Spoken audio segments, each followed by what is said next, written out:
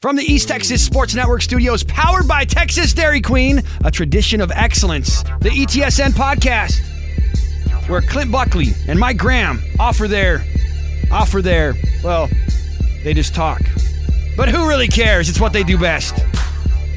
It's the lowdown on everything high school football in East Texas.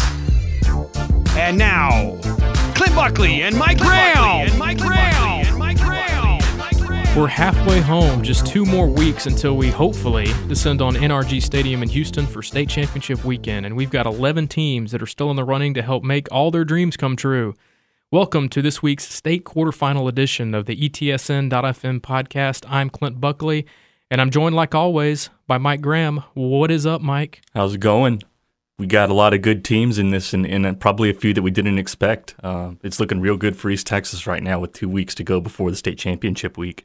Okay, so we have as many as 9 teams that can make it to next week's semifinals because we've got some East Texas versus East Texas action going on this week, and we have as few as 2. So I'm going to go ahead and set the over-under at 5 East Texas teams that'll be playing for state title game berths next week in the semifinals. And I'm going to put you on the spot, Mr. Graham. Over-under 5 East Texas teams advancing past this weekend. Yeah, that's a really tough question, and I would like to put my finger on 5. But since it's over-under, I'll go over. You've got 2 matchups with the East Texas teams. You look really good at the 2A level. Liberty Ilo has a really solid chance against Argyle, and then you've got Carthage running around with all the momentum in the world after a humongous win last week. Well, let's dive right into this week's matchups, and we'll start at the top with the biggest school we have left, and that's the Longview Lobos. And, man, I am so looking forward to this matchup. Longview versus Mansfield Lake Ridge. It's a battle between 2 contrasting styles of offense. You've got the Longview ball control, run the clock out offense, and then you've got Lake Ridge's high-flying offensive attack that's just gone nuts the last couple of weeks in the playoffs.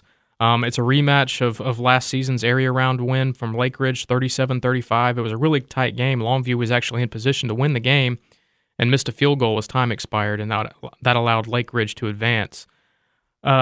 Lake Ridge is led by their quarterback, Jet Duffy, and I know as a Texas Tech alum, you have to be awfully excited about what the future holds for the Red Raiders, especially with what Jet Duffy has done in the playoffs. Last week against Mesquite Poteet, 452 passing yards, 147 rushing. He accounted for 5 touchdowns, and he helped Lake Ridge amass 775 yards of offense in the 3rd round of the playoffs. It's going to be awfully tough for Longview's defense to control or I guess contain that Lake Ridge offense. It is. The best thing they can do is run their offense and be productive. So, you're getting points, and at the same time you're running clock and not giving Jet Duffy as much possession time as he's used to. The thing of beauty of Lake Ridge's offense is that usually they go up against a spread team, so people are trading possessions in and out real quickly, and there are a lot of opportunities to score. Longview's going to slow it down a little bit with some good running backs. I think 3 of them are about to hit 1,000 yards rushing in this game. So, it's been running back by committee, and all of them are productive, and I think that they've got something that can really give Lake Ridge a tough game, just like last season. Up until last week, the big heroes, I guess, in the backfield for Longview had been Braylon Anthony, who had kind of come on late in the season, a speedster. The home run hitter, as John King calls him, in the backfield, and then the fullback, Austin Moore, and even DeCraven Polk has had some big games. Tylen Miller, who was the projected starter at the beginning of the season, rushed for over 1,400 yards a season ago, has been battling injuries off and on this whole season. He's missed 3 games because of those injuries, but he came through in a big way last week against Wiley. I think he ran for 174 yards and 3 touchdowns. Really was Longview's bell cow on offense last week against Wiley, and if he's right, this Longview offense has the capability of becoming even more productive than they've been so far in the playoffs. Yeah, completely agree. This game is definitely one to watch, and if you're available, definitely on the top list of where you want to be, as long as you're unaffiliated with someone. Interesting note about this one: it's the last game that will be held at AT&T Stadium this season. The Cowboys Stadium is unavailable next weekend for the semifinal round, and of course, all the state championship games are going to be in Houston. And this is the 9 o'clock game Saturday night, the last of 4 games. The quote-unquote 9 o'clock game. Right. Although they were pretty good last Saturday. I was there last Saturday. They were pretty on time. I think the last game started just a little after 9. So we'll see how that goes. I mean, you got overtime, that's always a possibility, and incomplete passes and all of that can kind of drag a game along. But hopefully, it won't get off to too late of a start on Saturday. In the same venue, the night before, we have Liberty Ilo against Argyle. You prefaced this a moment ago. This is a rematch from last year's state quarterfinal game. It was a great game. Argyle won 45-42. I guess the key in this game will be if LE can keep Argyle's running game from kind of controlling the pace of the game. That's right. There's so many special things about Argyle, getting to see them play Pittsburgh. And not only do they have good running backs, but I mean, everyone on this offense is undersized, but they're so good at what they do. They have great receivers. I saw 3 quarterbacks, and none of them could have been taller than 5'9", throw darts. And I come from a high school where Matthew Stafford was the quarterback, and they were like throwing Stafford balls. And it was really hard for Pittsburgh to defend, and Pittsburgh had a great defense, but Liberty Ilo is just a little bit better. They're a little bit bigger. They're a little bit faster, and more than that, they're pretty mean. Yes. From the reports I get down from the field from photographers and the way they conduct their business, they're there to finish their hits and play these guys tough. And I think that if they can just contain Argyle just a little bit as far as their running abilities, because that's really where they'll hit you hard. You're going to give up yards through the air against them, but if you can hold them on runs, especially on third down, you'll win this game. And it seems like their running game is a little more diverse than it was a season ago. I mean, last year it was basically Nick Ralston who just ran right at defenses, right up the middle in between the tackles. And it seems like this year they've gotten some of their receivers involved in the running game. I think Drew Estrada has a bunch of yards rushing, and then Gage McCook is another receiver / quarterback / athlete. They have a couple of guys that played that Ian Sadler role from a couple of years ago when Argyle won state. So it's a little bit different looking offense from last season for Liberty Ilo, but the defense has played really well for the Leopards the last couple of weeks. I saw the game against Kaufman last week, and obviously the big name that stands out and the big player that stands out when you look at him is Legarian Carson, their big junior defensive end who's already committed to Texas. While he is great at rushing the passer, I think what's underrated about his game is his ability to play the run. He's very good side to side. He can chase plays down laterally, and he can chase plays down from the backside. I saw him make a couple of great plays downfield just because of his speed. And when you have a player of that caliber that combines those attributes, size, speed, strength, he's one of those defensive players that the opposing offense is going to have to know where they are at all times and kind of game plan against them. Yeah, I completely agree with you. And watching a handful of Liberty Ilo games, the game always devolves to where the other offense gives up on running the ball to his side, and that makes things so much easier for you in all other aspects of your defense. And we would be remiss not to hit on Kamen Freeman, the quarterback for Liberty Ilo, just having an unbelievable season, an all-state caliber season, really. If you look at his numbers, he comes into this week with over 3,100 passing yards and 1,700 rushing yards, and he's accounted for 54 touchdowns in 13 games. And that was without him completing a pass last week against Kaufman. It was rainy conditions. They only attempted one pass, but that didn't stop the LE offense from doing what it does. And they ran for a ton of yards. And Kamen Freeman had over 200 on the ground himself. Just a great athlete, and he's been probably the biggest reason why Liberty Ilo is where they're at right now. Yeah, Freeman. No completed passes, 0 yards in last week's game, and he's still the third leading passer in East Texas. That says all that needs to be said about Kamen Freeman and what he's done for them this season. Staying in 4A Division I, we go down to Region 3, and the Region 3 final pits Carthage against Silsbee. And I guess the big question coming into this game is, can Carthage avoid a letdown after knocking off number 1 ranked and defending state champion Navasota last week? Yeah, I think so. A lot of players on this team, they haven't been on the state championship teams, but they've observed those teams from afar, and it's kind of the Carthage way to be here at this point in December. I don't think that this win. I mean, it was fun, but I think that Coach Surratt, knowing him, probably didn't allow them to. Yeah, they've been around the block a few while. times. Yeah. So I tend to agree with you. I don't think last week's win is going to mean the season for Carthage. I mean, it was a nice win. It was probably one of the biggest wins in Surratt's era at Carthage. But I mean, when you've got 4 state championships, over the last decade or so. This isn't going high in the trophy case. This trophy. I mean, this is a third round win. It's a great win. It kind of opens the field up for Carthage, but I think they're going to be back to being focused on Silsbee this week. And I think one of the biggest reasons why Carthage is where they're at right now has been the reemergence of their running game. Sophomore Keontae Ingram, the running back, the last 2 weeks he's come up huge. He's rushed for 365 yards and 5 touchdowns in the last two wins, and those came against unbeaten teams, Stafford and Navasota. And when Carthage has been at their best historically under Scott Surratt, they have been able to rely on the running back. You go back to Dwight Smith in 2008, and then you follow that up with Hunter Holland and then Tevin Pipkin. Last year, they really didn't have that running back that emerged for them, and it showed. They lose in the second round of the playoffs.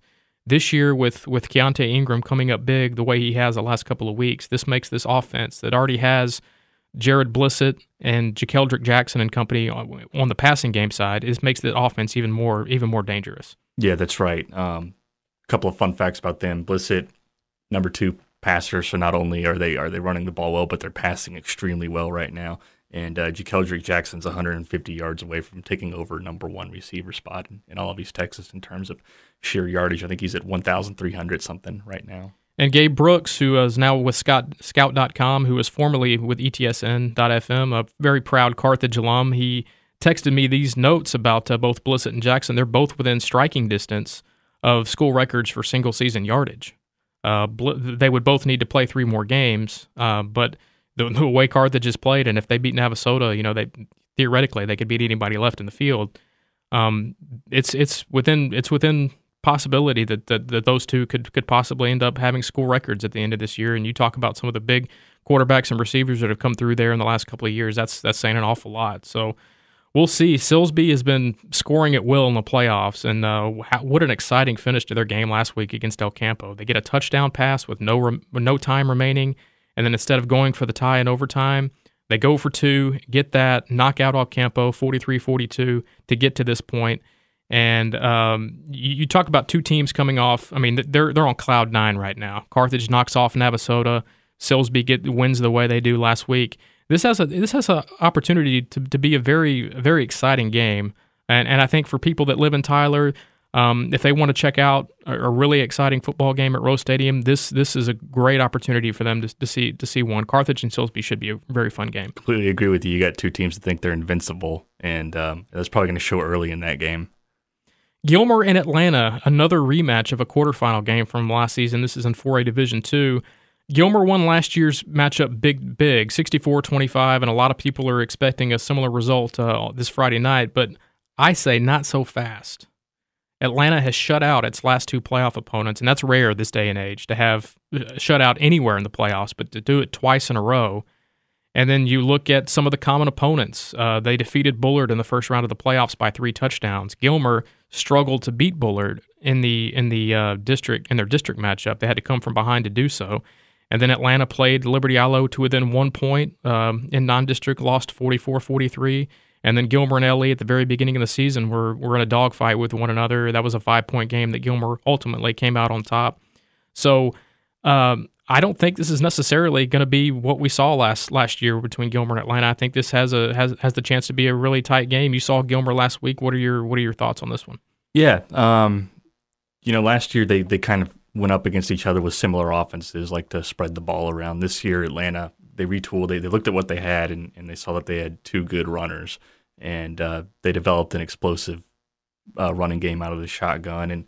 And my crutch this year is dictating the pace of a game, but Atlanta really does that well, and they're going to need to do that well to keep a really good offense. I mean, no one on Gilmer sticks out as far as offensive production because there's so many players getting so many reps. It's the same old Gilmer. Yeah. So many players contribute to them on offense. Yeah, if Atlanta has a good day running the football, they're going to be able to hang around the whole game, and they've got a solid defense too. Their defensive line doesn't get enough credit for what it does, and there's some good players in that secondary as well. And as oftentimes the case when you get this deep in the playoffs and you have teams that are evenly matched against one another, the turnover margin is going to be huge. And you look at what Gilmer has done this season, in particular in the playoffs. You look at junior safety Colin Hurt. He's got 10 interceptions on the year now. What does he have, 5 in the playoffs? Yeah, 5 with 0 in the third-round playoff game. Yeah, so, I mean, for the season, the Buckeyes have forced 34 turnovers. That's almost 3 per game. So if Gilmer keeps doing that, it's going to be awfully tough this week for Atlanta to overcome mistakes and turnovers, because you don't want to give Gilmer extra possessions. Yeah, no doubt. All right, so we move to 3A Division II, and we've got a district rematch for the regional championship in Region 2, Waskom against West Rusk. Now, you saw this game a few weeks ago. Rainy conditions, Waskom rolls 40-0. Is there any reason to expect a different type of game this time around? I think so. Wrote about this earlier today, and, the weather's supposed to be beautiful Friday in Longview. Thank goodness. Sunny. It feels like we haven't had a good week all season. And here it comes, in the middle of the day, 60 degrees, probably like high 50s at night, clear. And that's going to allow West Rusk to explore its passing dynamic a whole lot more than it was able to do in that monsoon. They attempted 8 passes, completed 0 of them, and had to lean on their run game against a defense that has gone on to create 250 negative yardage plays through a 13-game season, which is an amazing number, and I believe it's a real number. With quarterback D. Starling, for the Raiders, he's a guy that comes into the game with 1,800 passing yards, and that just tells you what he's able to do under better conditions. And I think it's important that West Rusk finds a workaround against Waskom's front in the passing game's that. So I think it could be a closer game as long as the passing game gets clicking. Yeah, you look at some of the West Rusk's biggest performances this season. Their signature wins. And they do pass the ball, but it's not much. But when they do, it's very efficient. Right. D. Starling will have, maybe he'll complete 10 of 13, and like 3 of those will be touchdowns. So they pick and choose their spots when they want to go deep. And like you mentioned, with the rain the way it was back in that October meeting, you really weren't able to do that. So who knows? This could be a lot closer than the first matchup. Last week's matchup between Waskom and ARP was a lot closer than their district meeting. So I wouldn't necessarily expect another 40-point blowout for Waskom this week. I think it's going to be much closer. Right. Another thing that's noteworthy is in that game, we played 1 quarter, and then there was a lightning delay, and then got back out on the field around 10:30. And instead of having a halftime, since they just come back on the field, they kept going. So there was no time for a halftime adjustment or anything like that. And I think maybe that came into play a little bit because it's a lot different when you get 28 minutes to talk about something versus 3 between quarters. Well, looking further, we've got 3 more games to talk about. Actually, 4 more games to talk about. Jumping back up to 3A Division I, we've got Mineola against Sunnyvale in the Region 2 championship game. You've seen Mineola the last couple of weeks. They were really impressive against Callisburg in Roy City the other day. Sunnyvale knocks out White Oak, Mineola's district mate, last week. Pretty impressive fashion, I think 32-15. Yeah, that was an impressive win. Talk about the dynamic here between Mineola and Sunnyvale, and what kind of game do you expect? I expect, in another crutch time, and that Mineola will dictate the pace of the game. The big problem for them is that Sunnyvale's got 2 receivers above 6 feet tall, and Mineola's corners are nowhere near that size, and that's going to be a challenge for them to contest with those guys. But with Jeremiah Crawford and Chance Perkins averaging more than 100 yards per game, and Crawford averaging more than 200 yards per game, you can really just kind of run around on these guys. I don't think it'll be an extremely tough game for them. I think that Mineola is going to get out of this region.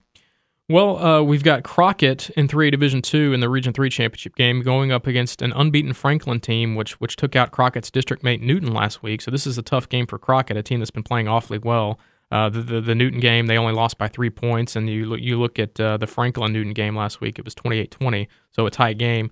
I think Crockett has a chance against Franklin. I would still give the edge to Franklin just simply because their body of work, they're 13-0, and they have some impressive skins on the wall, so to speak. So, and then in 2A, in Division I, you've got unbeaten Shelbyville taking on another unbeaten team in Lovelady, and man, what a tough way for Beckville to have its season end last week against Lovelady. They fought to take the lead late in the 4th quarter.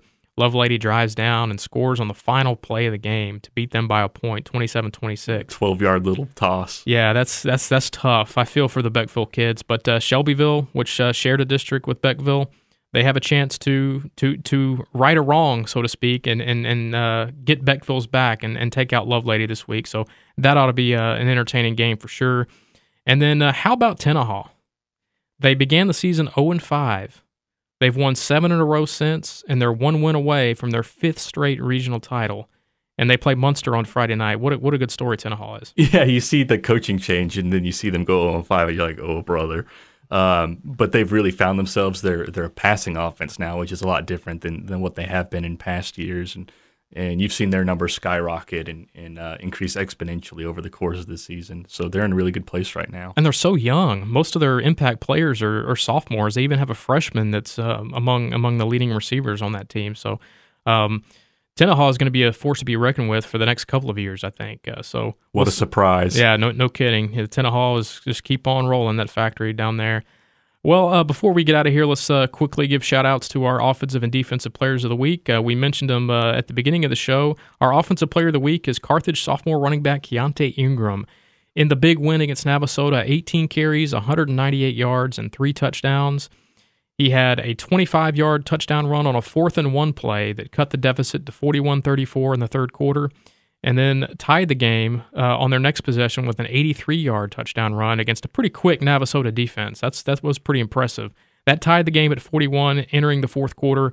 Carthage was able to get a 2-score lead and then ultimately hold off Navasota at the end of the game. So congratulations to Keontae Ingram, our offensive player of the week.